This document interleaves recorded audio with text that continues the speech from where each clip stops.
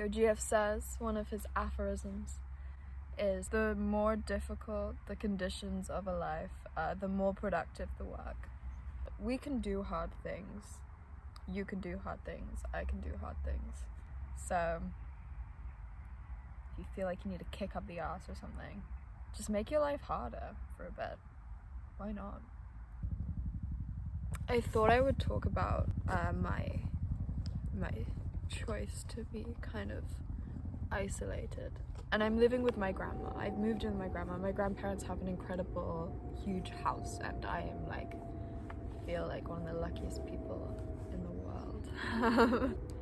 And I knew it was like an extreme decision because they live in the middle of nowhere. This, where I am, and you can't see it, but there's just like a kind of valley there. There's a motorway over there. You can probably hear it, maybe. They live in the middle of nowhere, and I can't drive. So like, I was aware that I was basically inflicting rural house arrest upon myself. I love my grandparents, but they're not the kind of people to drive me around. When they do have to, they don't enjoy it. There is a bus stop. It's a 50-minute walk through this common that's at the back of the house. So I walk for 50 minutes, 50, to get to the bus stop. The bus is once an hour, and it's not every hour. The last bus is at 6 p.m. And on the bus, for me to get to the nearest city, it takes another 50 minutes on the bus. I am learning to drive also. I'm learning to drive right now. It's fucking awful. I was born to be a passenger. I hate driving a car. I've been living in London, or the city, for nearly 8 years. I started living alone when I was 17. And so in a way I feel like I guess I had a lot of my growing up there, but actually I was living as an adult, so not really. And what I actually wanted to say, because I forgot, is that even though, I don't know, it might sound strange that I'm saying that the conditions of my life are harder in the countryside, because London is really hard to live in. It's really expensive. But for me, in a way, even though I didn't feel like I was comfortable and I didn't really feel like I was growing, I had it pretty good because I had a decently paying job, I feel, for my stage, and my rent wasn't crazy. But being here, even though I don't have the kind of financial responsibilities that I used to have, and I'm able to just save for the first time in my life, which is such a blessing. But there's trade-offs, and here it's harder for me to do things. Here it's harder for me to obviously see people and get to places. It's inconvenient, but I enjoy the inconvenience. London isn't really inconvenient, if that makes sense.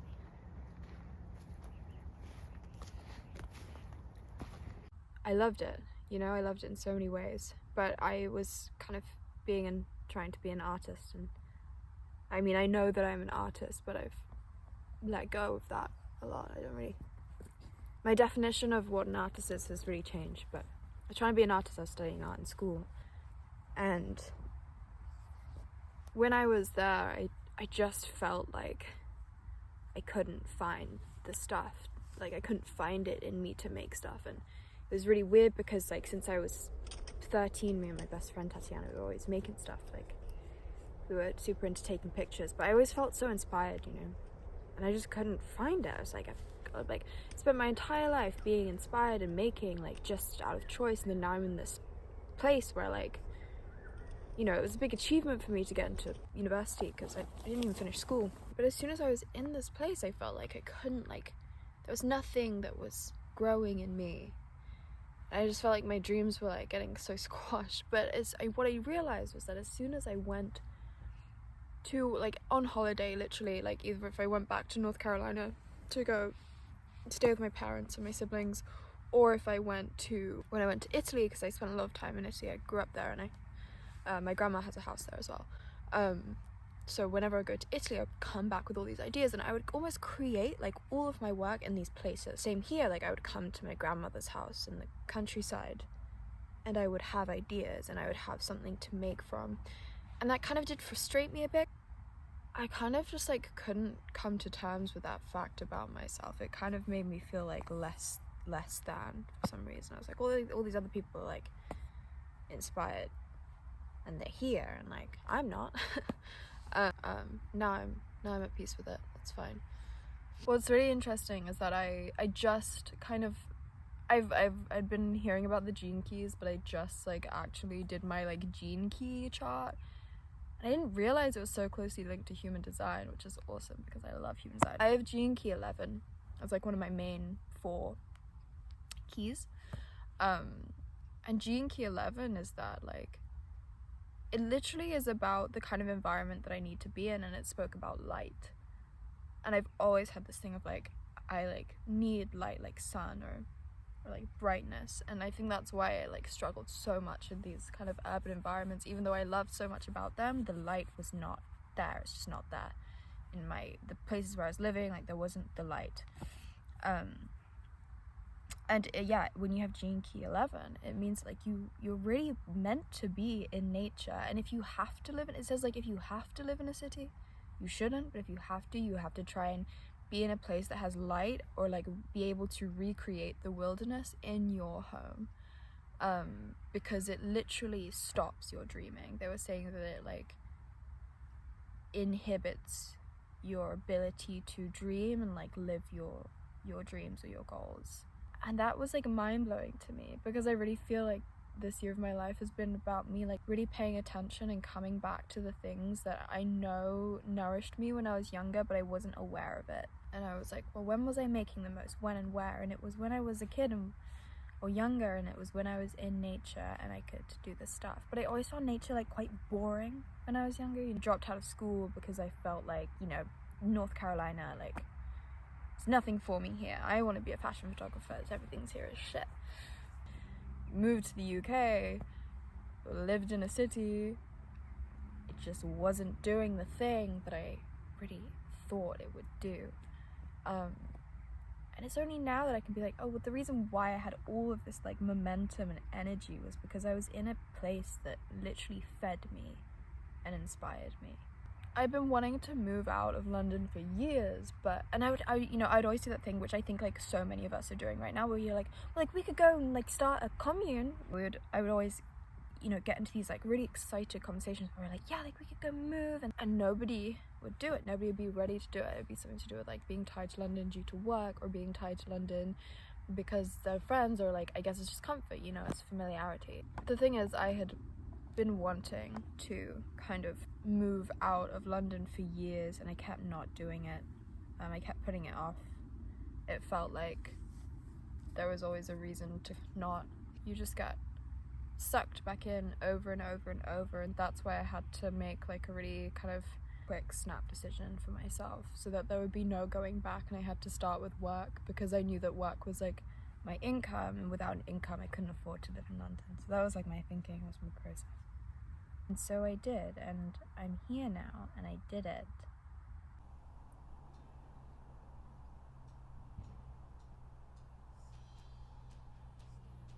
I mean, it's January. It's January. January is so hard, and I think I've been finding it really hard because I'm, like, alone. And I have to walk a long way to get anywhere or do anything, but it also is so good because it forces me to be interested in very small things. It forces me to be interested in my surroundings.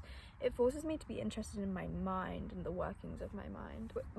My main source of entertainment is going on my daily walk, which is where I just walk around this common for an hour and try and find something new, or try and notice something, and then in that time I'm obviously processing some kind of thoughts. But that's, like, my neutral time. I try to not listen to podcasts or listen to music while I'm on that walk. Sometimes I'll talk on the phone to someone, but I keep that as like my neutral time so that ideas can like flow in and come in. But when I was living in a city, I didn't get my like neutral time. You know, I was like taking in too many impressions. Too many impressions were being made on my mind and I couldn't filter them very well.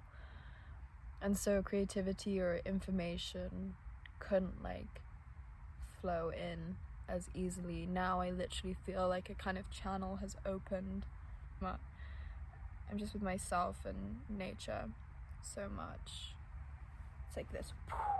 I have a lot of neutral space for me to download information from myself or process things. The amount that I have like managed to process and understand and learn and study in the past few months of me being alone, of this time in this space, I feel like a really different person. A really, really different person. Not that like you ever really change, but like I feel like my experiences in my life, like all of my life, have been able to be like processed and transformed. So I'm here now, whereas I think before I was just like here, you know, but that's because I've had enough space and quiet and inspiration to want to do that and to be able to do that. This whole thing is kind of, I talk about super efforts a lot on my TikTok.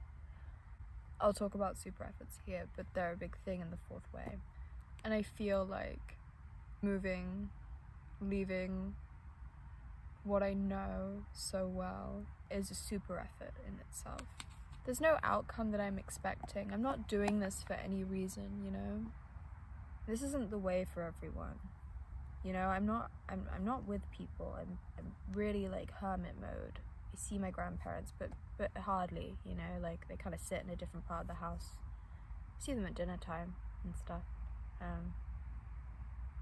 But I really do feel like a hermit, apart from when I go to work, which is great because it gives me like my dose of socializing. I work at a cafe like two to 3 times a week. 2 right now, which is good. The other thing that I was really scared of about moving to the middle of nowhere, am I just gonna be like forever alone? Like by doing this, am I just gonna like not meet a partner? I don't like have friends around here. I mean, like I love the people that I work with, but they're like, I don't have friends that I like hang out with. I get to see my friends in London and they come down and stay with me, which is amazing. Thank God for that. You know, I don't have someone that I can just message and be like, hey, like, do you want to hang out? Like, that's just not what my life looks like right now. Thinking about that, like, when it comes to romance as well, because I feel like romance is such a huge thing for me. I have a Pisces stellium, okay? I'm, like, driven by, like, romance in such a huge way. Wow. I love it. I love love. It's incredible. It's the best thing in the world. But I was like, if I'm moving to the middle of nowhere, I'm not gonna meet anyone. Like, I was like, I do want to be in love. Like, I want all these things in my life, and I also do want to be in love, and I do want to meet someone. It's kind of funny. It's like because I had accepted that like romance couldn't be a part of my life when I came here, it's almost like it has presented itself to me in really like kind of bold, intense ways. But I've had almost like so many more intense suitors since being here and being like from afar. Like these are people like, I had an email the other day and it's a little bit like, whoa, what? I love love, don't get me wrong. I know that I love love, but what I want is a great love. And I think I know what that looks like. You know, I made an agreement with God. And the agreement is like, if I'm having 2 kids, like, they're gonna be from a man who has strong semen and a strong work ethic and who shares the same vision as me for life. Strong semen means he's like sober. Strong semen in wide open spaces. That's what me and God agreed on. So just waiting for that to come in, you know? Well, it was good talking to you guys. Let me know if you want me to talk about anything in particular. I'll talk about anything. I'll talk about my hair. I'll talk about lipstick fashion. My fashion is a fur coat with pajamas and sweatpants, because that's very practical for where I am. Maybe some stuff that I make, even though I fucking hate filming, like crafting stuff, hate it. I work best when I respond to invitations, so please invite me to do something.